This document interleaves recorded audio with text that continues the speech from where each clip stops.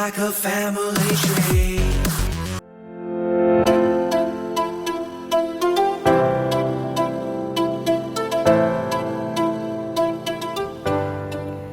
Assalamualaikum warahmatullahi wabarakatuh. Halo Kimbawers, kembali lagi di podcast Keimbo bersama saya Wiranti Intania.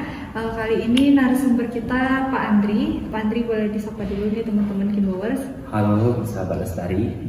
Halo. Pak Andri boleh jelasin dulu nih kalau Pak Andri di KPH tupoksinya apa nih? Oh iya. Di sini saya bertugas di KPHP Kerinci Unit 1 di bawah pimpinan Ibu Neneng Susanti S.Hud MSI, dan saya mempunyai jabatan sebagai pengelola perhutanan sosial. Pengelola perhutanan sosial ya Pak. Mungkin kita di podcast ini bahasnya tentang seputaran perhutanan sosial ya Pak, sesuai dengan jabatan Bapak. Sebelumnya Pak Andri boleh jelasin dulu nih, mungkin ke teman-teman ada yang belum tahu perhutanan sosial itu apa dan gimana gitu. Boleh jelasin? Iya, secara umum perhutanan sosial adalah di mana sistem pengelolaan hutan yang dilakukan secara lestari yang dilaksanakan di dalam kawasan hutan, baik itu hutan negara, hutan hak ataupun hutan adat, yang mana pemanfaatannya diutamakan oleh masyarakat setempat sebagai pelaku utama untuk meningkatkan kesejahteraan dan untuk menjaga lingkungan serta dinamika sosial dan budaya di wilayah perhutanan tersebut. Oke, kalau untuk tujuan dari perhutanan sosial ini sendiri gimana? Secara umum, bahwa program perhutanan sosial bertujuan untuk meningkatkan kesejahteraan masyarakat melalui berbagai pola pemberdayaan dengan tetap berpedoman sebagai mengutamakan aspek kehutanan secara pengelolaan hutanan secara lestari, yang mana program perhutanan sosial itu akan membuka kesempatan bagi masyarakat yang ada di wilayah sekitar perhutanan untuk mengajukan hak area pengelolaan area hutan kepada pemerintah. Jadi kesempatan bagi masyarakat di sekitar hutan kawasan api ataupun hutan produksi ya mempunyai untuk memperoleh perizinan perhutanan sosial dan dapat mengelola hutan tersebut melalui berbagai skema, dan perhutanan izinnya tersebut kita ajukan kepada pemerintah terutama Kemenhk sekitar 35 tahun dan dapat diperpanjang satu periode lagi sekitar 35 tahun. Jadi secara umum kalau kita mengajukan pengelolaan hutan di area HP itu sekitar 70 tahun total keseluruhannya. Jadi perhutanan sosial ini dikelola oleh masyarakat gitu ya Pak? Iya. Dikelola oleh masyarakat. Terus kalau untuk skemanya gimana? Ya, ada beberapa skema yang secara umum untuk diajukan dalam perhutanan sosial tersebut. Di antaranya adalah hutan desa, hutan kemasyarakatan atau HKM, hutan tanaman rakyat, HTR, hutan adat, HA, dan pola kemitraan. Itulah beberapa skema dalam perhutanan sosial. Jadi ada 5 skema yang bisa kita ajukan dalam pengajuan untuk pengelolaan perhutanan sosial tersebut. Kalau untuk pelaku utama perhutanan sosial ini sesuai dengan skemanya itu siapa-siapa aja? Ya, secara gambaran umum bahwa seluruh masyarakat Indonesia bisa menjadi pelaku utama. Tapi yang lebih diutamakan adalah masyarakat atau warga negara Indonesia yang secara khusus ya, yang tinggal di sekitar kawasan hutan atau di dalam kawasan hutan negara, yang keabsahan mereka tersebut bisa melalui KTP misalnya. Misal kita anggap mereka warga Kerinci di sekitar keliling danau ini, mereka diutamakan yang dapat mengelola hutan negara tersebut adalah masyarakat sekitar keliling danau ini, ataupun komunitas sosial yang mempunyai riwayat penggarapan kawasan hutan yang sudah secara terus-menerus gitu. Jadi pelakunya masyarakat di sekitar itulah di sekitar yang perhutanan sosial itu ya? Iya, di kawasan hutan. Oh ya, di kawasan hutan yang ada di daerah tersebut. Jadi masyarakat di situ yang diutamakan. Kalau untuk contoh dari hutan desanya sendiri gimana? Ya, misal kita anggap hutan desa.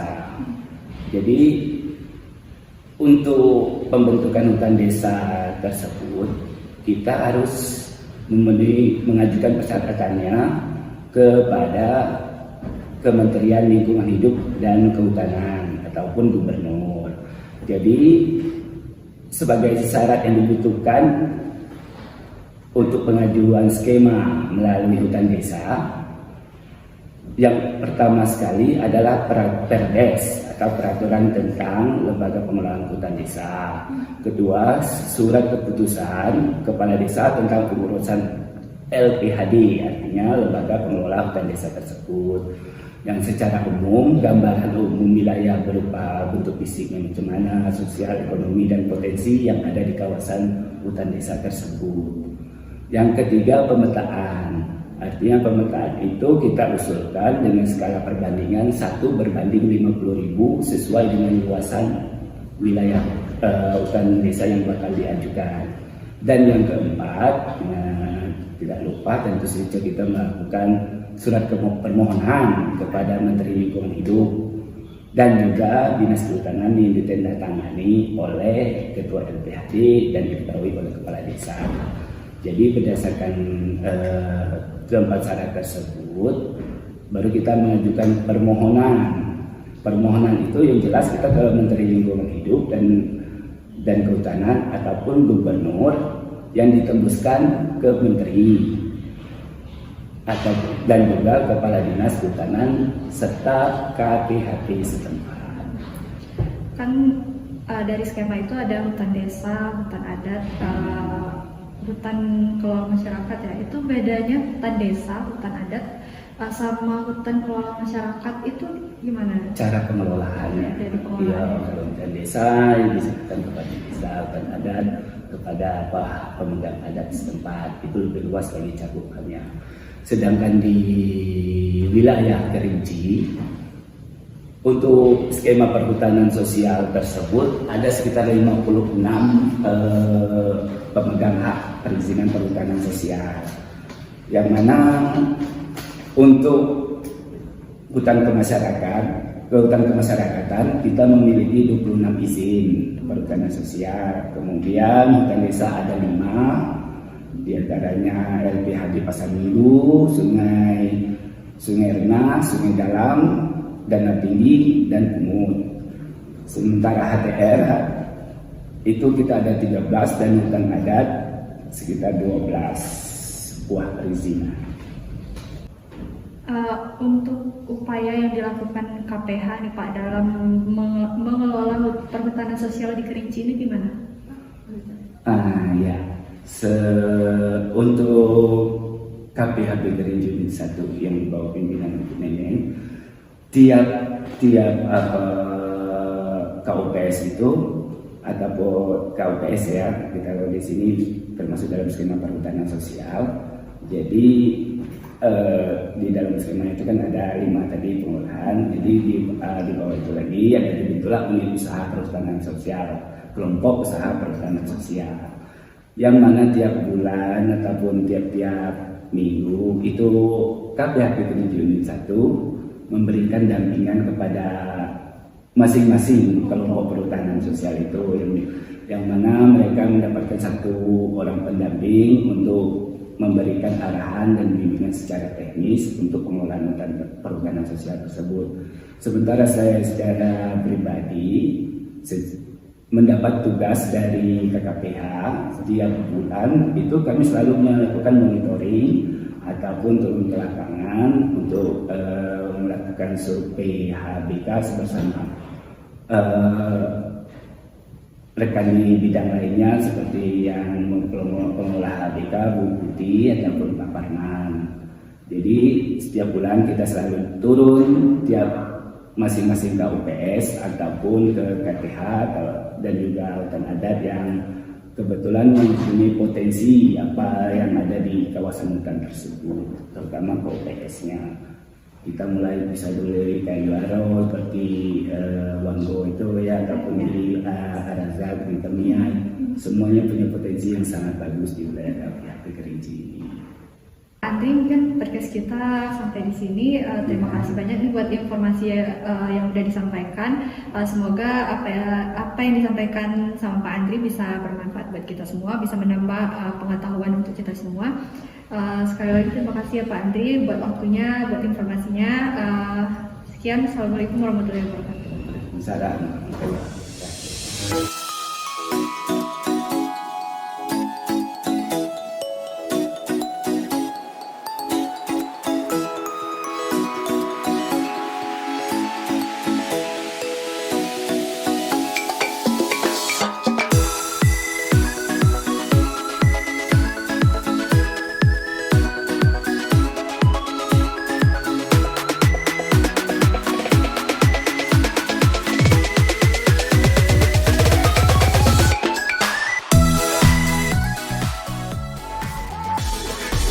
You'll see the difference now. If we change it, you'll know how.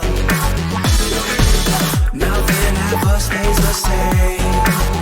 Once you let it change. It's like a family tree.